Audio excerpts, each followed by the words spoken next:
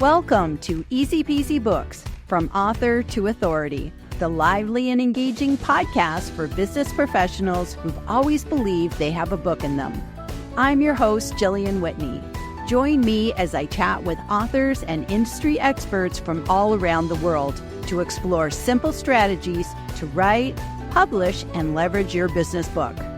Whether you're an entrepreneur, executive, or an employee, this podcast is for you.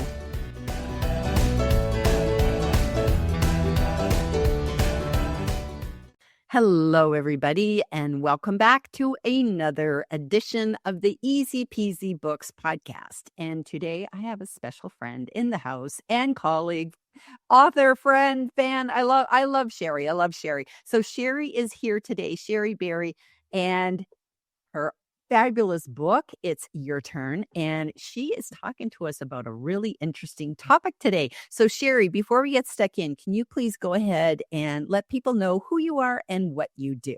Yeah, thanks. It's so good to see you. I was glad we had a minute to catch up real quick before we started. But I'm Shari. I am a nationally board certified health and wellness coach, and I really help midlife women really take their turn by learning how to build rhythms of rest, nourishment, and joy back into their lives. After taking care of everyone else for years, it's time to put yourself first, especially your health and well-being.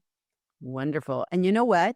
As you were saying that, I just went, I just relaxed. Like you just have that presence where it's just like, Yeah, take an exhale. yes, it's wonderful. And it's like the whole theme of your book. So Mhm. straight off the bat, everybody, I'm just going to tell you, go get this book. It's a great book. It's a great book. And Shari, what I so admire about you is you're just like, I'm going to put this in every format possible. I love that because you're thinking of your reader. The more formats we can give our reader, we meet them where they are. Mm. And so some folks, they want to get the ebook. So it's available, as the ebook, as the Kindle book. It's available as a paperback. So I have one right here. So paperback, I can take it with me. It is available in hardback as well. And so you had those three formats out. It's in bookstores. It's on Amazon. There's nowhere you can't find this book. So it's wonderful.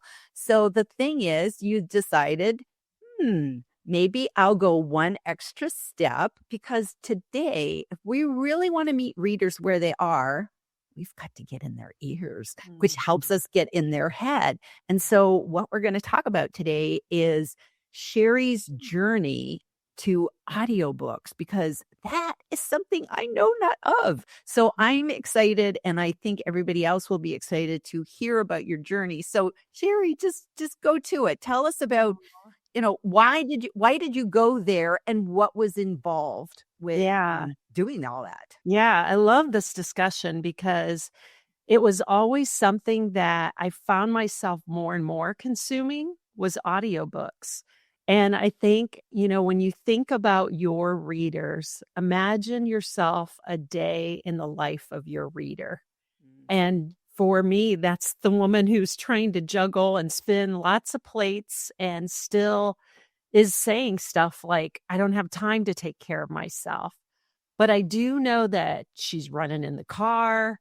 She's, walking. Maybe she's trying to get a walk in. She's doing different things. Maybe it is just taking some time to slow down, or she's listening to it while she's doing dishes. There's multiple things. And there's different ways, that we all consume books, like you mentioned. And really, I consume books very differently. And I have bought the audiobook and then turned around and bought the paperback, or vice versa. And so it really is one of those that I just really put myself in my reader's shoes, because I knew how I was consuming it. And I was hearing things from readers, or from, women that I've worked with, or women who have followed me, say, I bought your book, but I haven't read it yet. And to me, I was like, oh, that's such a great support for me, but I want to support you, and putting myself into that, like, how can I support them better? And so I think as an author, you have to think about, what is it that you want to help your readers do to be able to hear your message, be able to help them in their lives, that kind of thing. So that was kind of the mindset going into it.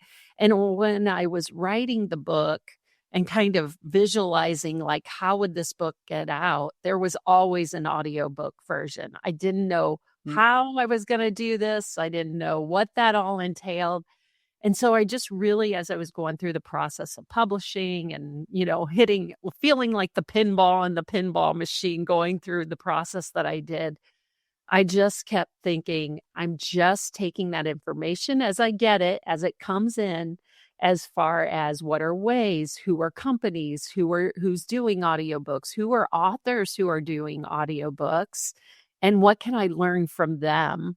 And so I really look to several colleagues and mentors in this field of like being an author and ask them, what exactly did you do? Why did you do your audiobook? And what was your experience? And so I stepped into that. And so my first thing was just like gathering information and really thinking about that why. Why do you want to do it? And then it was really talking about like, what is the quality that you want to put out into the world? Because I will say, I listened to a book of someone who's in my sphere, and I was so disappointed in her book because she did the audiobook, I could tell, in a room that was really, it sounded like she was in a tin can. Oh, I couldn't hear her. The quality was not very good. And that's a trust build with your readers. If you are going to do an audiobook, you really need to think about what is the quality of this book. Listening to it, does it have good sound? Does it feel like you're in the room with them? Exactly. And that was something, as I was gathering info, I was like, ooh, I can't let that happen. Somebody invests money into a product that I wanna, like, put out into the world. I want it to be good quality. That's a trust building thing. So that was a really big key lesson. So I started exploring, like, what are the ways? Who is doing this? So I really interviewed more or less 4 different vendors, if you will, or companies, and there is anything out there. There is the gamut of you can do this all on your own. You can upload it all on your own. You can do that kind of thing. It's much less cost, but it is a bigger lift on you learning the tech, learning the platforms, learning how this all works on the back end of doing an audiobook. So that was one way.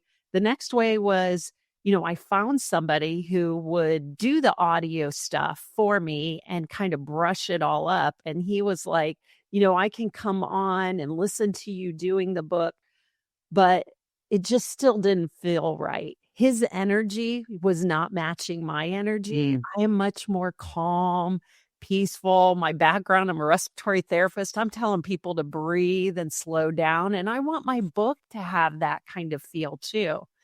That kind of like sit with me and let's just have a conversation kind of thing. And I'm going to ask you questions and we're going to like just really have a good time thinking about these things.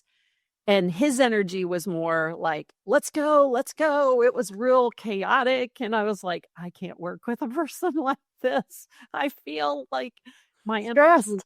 Yes, stressed. And I was like, he's not my guy kind of thing. And then, the next one was the one I went with. That was a combination of someone who had a process. I could see the beginning and I could see the end. When you look for a vendor or someone to do this with, what's their process? That's what I would ask. Can they simply describe it, or can you visit their site and you can see, this is step 1, this is step 2, this is step 3, and this is how your book is going to come to life. And I could see that with them.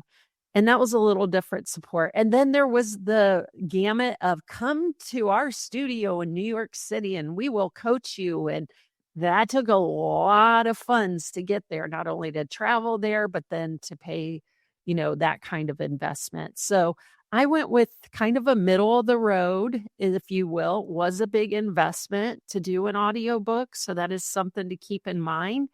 And just again, why do you want to do it? So looking at your budget, your why, your budget, what quality do you want to put out, and how that can go. I love that. I love that. I want to ask you, through all of that, did you ever consider AI? I'll tell you what I think about that afterwards, but I just want to know, as an author, did you just go, that could have been the easy choice? What did you ever consider that? Or was that like, no way?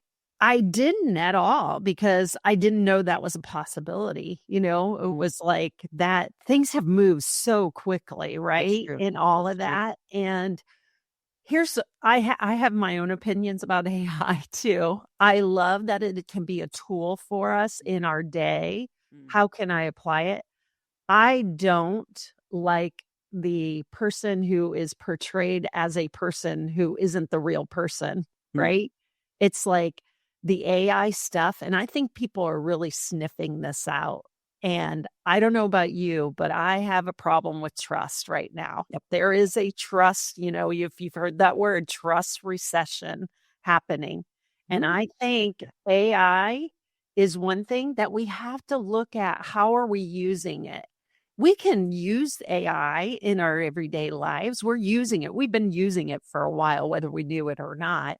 But really, to be like, can you help me with, kind of organizing my day? Can you help me, decide what's my business plan? That kind of thing.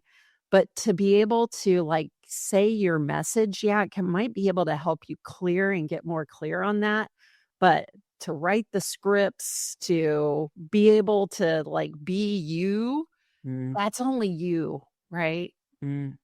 Yep. Well, here's my opinion. I recently got an audiobook from the library, and it was by an author who I'm very familiar with, nonfiction author. And I've seen him speak, and I really, really, he resonates for me, and I love it. And I got so excited, and I put my headphones in, and I was off for my walk, and it was not him. It was not him. And it was just like when I had read the book before, because I'd actually read this book, I heard his voice in my head. So I thought that's the experience I was going to have.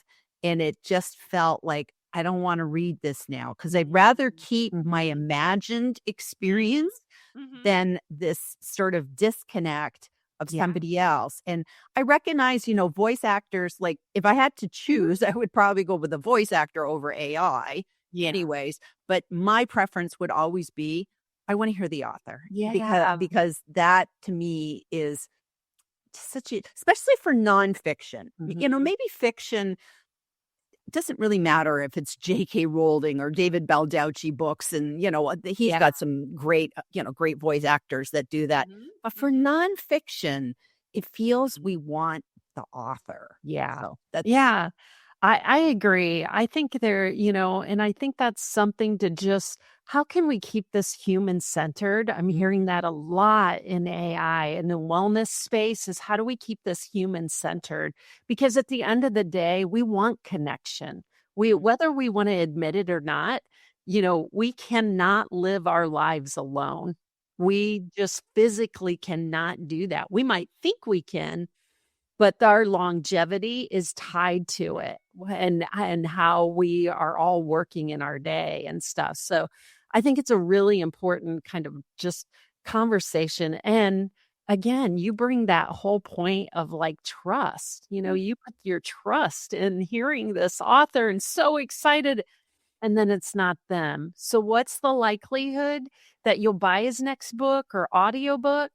Maybe it just goes down a couple notches. So I love we're having this conversation, because I think it is something that, especially as authors, don't, outsource your authenticity and your own heart. Because when I read this book, like going through the process of doing this audiobook, I just kept thinking, what does that one woman need to hear right now? And like, Mm, I wanted to make it a love letter, if you would, to yourself, how can you give yourself permission to take your turn? And so, like, just really thinking that was like, I did it for my reader, but I really, really, it had such a profound effect on me doing it, kind of loving my book again after all the hard work. You kind of sometimes get a little resentful of like, oh my gosh, I've done so much with this.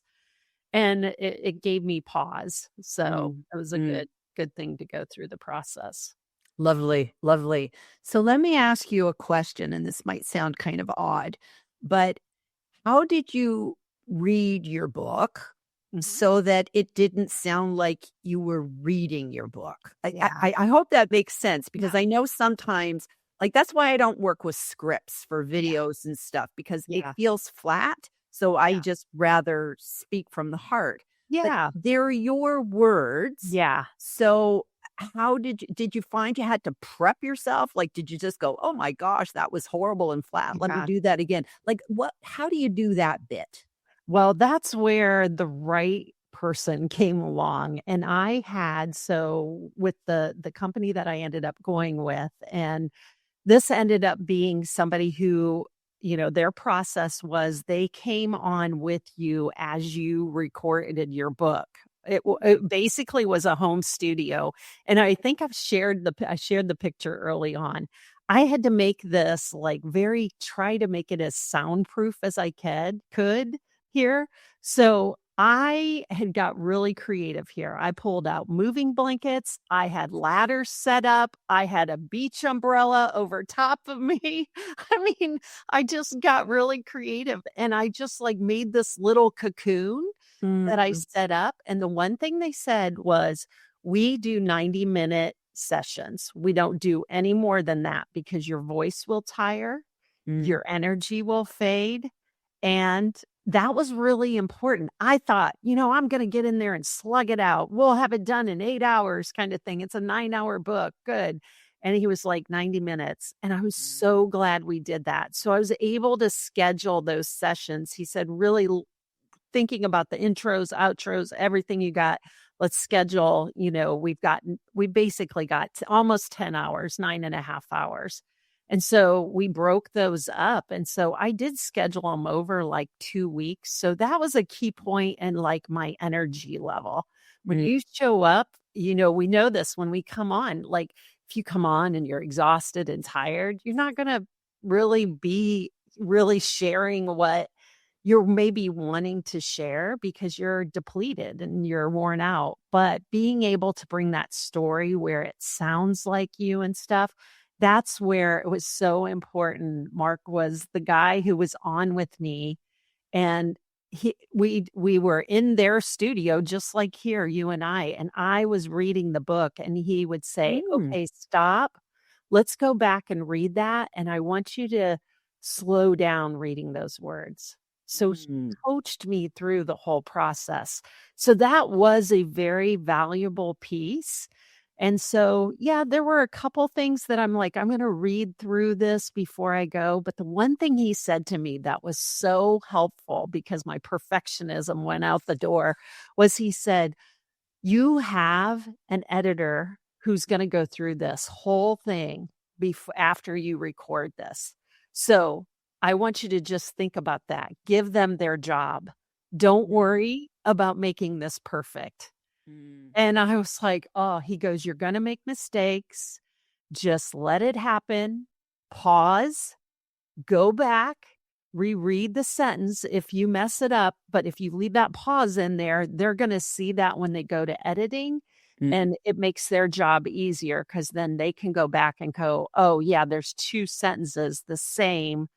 It's the second one that's better.'"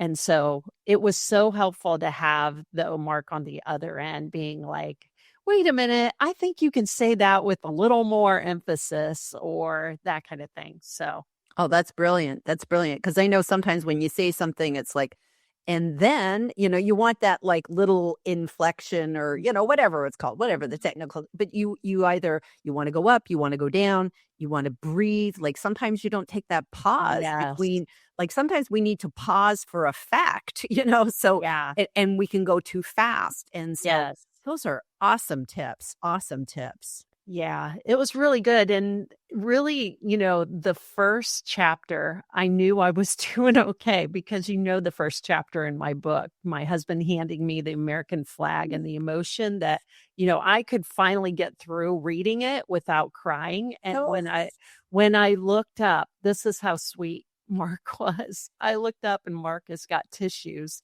and he's wiping his cheeks. And I'm like, I said, "Did I do okay?" And he goes, "Oh my gosh, that was great." So, we're our own worst critic in this too. And so I think that's important to think of like who's support, what's kind of support do you need around you mm, when you're mm. doing this project? Because it's really lonely to be an author sometimes and feel like, and you get in your head a lot more. And so that was a key point in just having that support there. It was really helpful. Oh, I love that. I love that. So you do the recording. You have them do all the editing. So now all the files are ready to go and you have to make a decision and tell me if this decision needed to be made at the beginning or now once everything's done. Choosing your platform. So you chose Audible.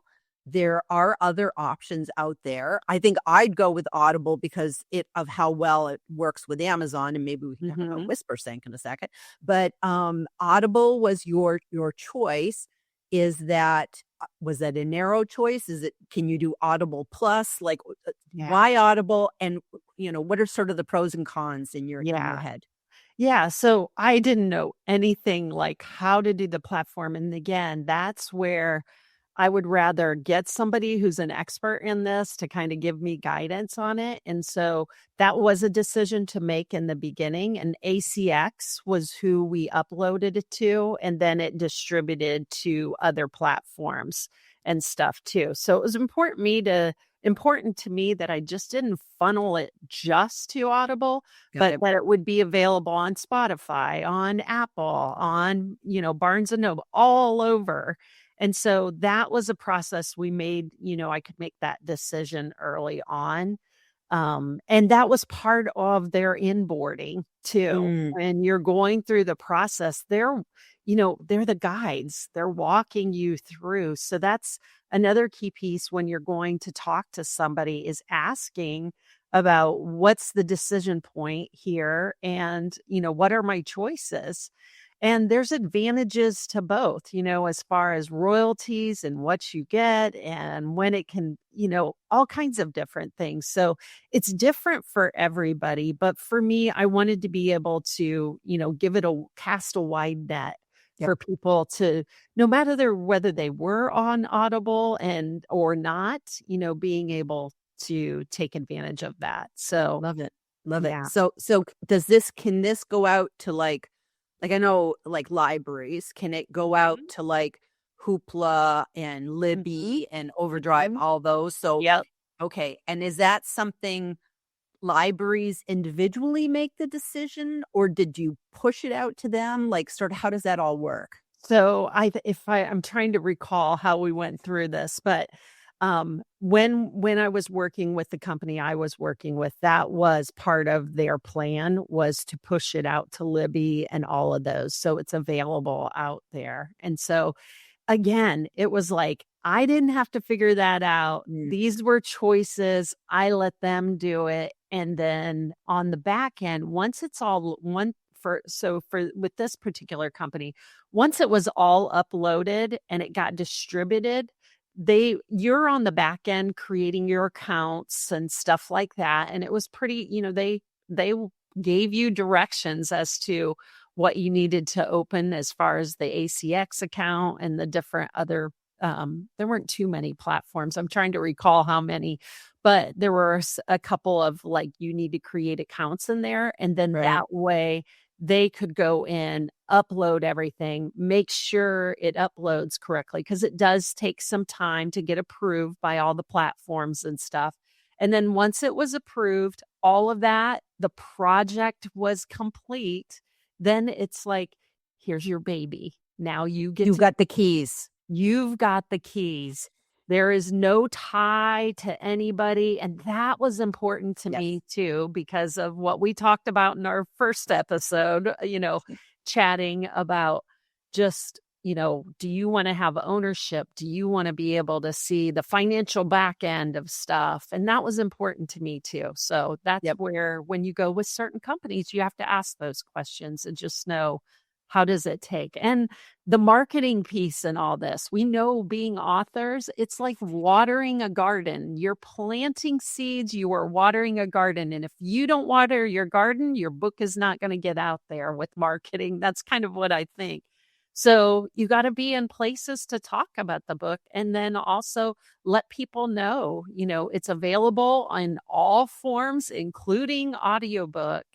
And that was, I'm not saying I'm an expert at marketing, but I do know that that's the thing. When I wane down talking about it, book sales wane down, right? So Yep. we need to continue, and you're so good at this, is talking about that. Well, and it's a challenge because I think writers, authors, they wanna write. They have a message to share. They wanna get that message out into the world, and then and we don't really wanna be salesy about it. There's Yeah. just this hesitancy of like, "Well, it's not a car." I don't wanna be a used car salesman, Right. that sort of thing. But on the other hand, we have to just say, we're not sales. It's Mhm. marketing, because all we're doing is creating awareness, because if the right person's waiting for this book. So Mhm. you're never forcing people to buy it. You're Right. just saying, "Did you know this is available?" And it could be that, like, somebody could say, "I bought this book. I love this book," like you said, "but I haven't had a chance. It's Mhm. not my turn because Yeah. it's not my turn to even read it," right? How can it be your turn when I can't even take time to read it? But I commute to my job every day, Yes. and you could be in the car with me, Sherry. Yeah. But if you didn't tell me that it was available, because I bought it when you launched the book, I didn't know that you did this, in the spring of Yeah. 2025, whatever, then so you have to keep putting that message out Yeah. there. Yeah. So, we can do this in so many ways with, like, even just, Katie was in her car driving and she showed me this picture of listening to my book. Phew, that's so easy. I love it. I get messages, and this is the part that's like, this is the payment for me. When I get a message from a woman who says, or writes, a review, or sends a message and says, "Oh my gosh, this sentence in your book or the thing you said really hit me. Like, I understand what I need to do." That is just like the best kind Yes. of compliment you can get. Yes. And I think, what you point out too is, like, there are so many different methods to talk about your book. Being a guest on a podcast, like, that is such an easy lift for me, because I love connecting with people and I Yes. really genuinely want to help somebody. And so you just come up with, like, you're here to serve in your capacity. It's not selling. You're just like, you want a brownie? Here's a brownie. You want a chocolate chip cookie? Here's a cookie. You can pick what you want, kind of thing. But if it's going to help you in your life at this point in time, that's what you have to think of it as an author of your book. Wonderful, wonderful. So I have to ask you now, you have all the formats, so what's next? What's next for Sherry? Where's Sherry going from here? Yeah, I think for me, really, it's, my word this year was alignment. I feel like Mm, I'm in this untangling, because things have been so fast and furious, and I just needed some time to, like, okay, let me see this big picture of stuff and how this. So, speaking is a big thing that's happening. I'm already doing wellness virtual talks and in person, paid talks that I go in, and with my background as a national board certified health and wellness coach, workplace wellness is a very key piece. I'm talking a lot more. I'm bringing the C.A.L.M method into the workplace and talking about how you can apply this, but also, resources for women when they hit midlife, mm, menopause, perimenopause, all of that has been a great conversation. Yesterday, I just did a virtual talk for a corporation on, understanding what the messages are your body is giving you. And it was so just, I love doing that kind of stuff. So speaking in that will amp up. And then, I'm laying the foundation for a podcast because that's where I feel like, just bringing this book even more to life is taking things out of that book and just talking about it. Because these are the conversations that I'm finding women are wanting to have behind closed doors. And so if I can provide that opportunity again, audio, real, the authenticity, that's what I'm really anchoring into. And, as you said, podcast, that just it sunk right into my heart. Like, yes, a double yes. Like, not only would it be good, yes, meaning I hope to see that, or I hope to hear it, because I like you said, keeping that conversation going is just absolutely key. Wonderful. It's so important, and it fits right with my mission of empowering women to take their turn and really focus on your health and well-being. And at a time right now, we all need to hear that, even men and women. So it's key piece. So Absolutely. Well, we've reached the end of our time together. 30 minutes always just goes so fast. Shari, thank you for being here today, sharing your story and giving us so many great nuggets of wisdom. So for anybody, me raising my hand, and everyone else listening who want to make that journey of, doing the audiobook and how it's just added to your own life as well. And just thank you for sharing your wisdom on everything today. Really appreciate it. Great. I'm glad. I hope it's helpful. And thank you for having me. Okay, super. Well, thank you, everybody. And we'll see you next time. Bye-bye.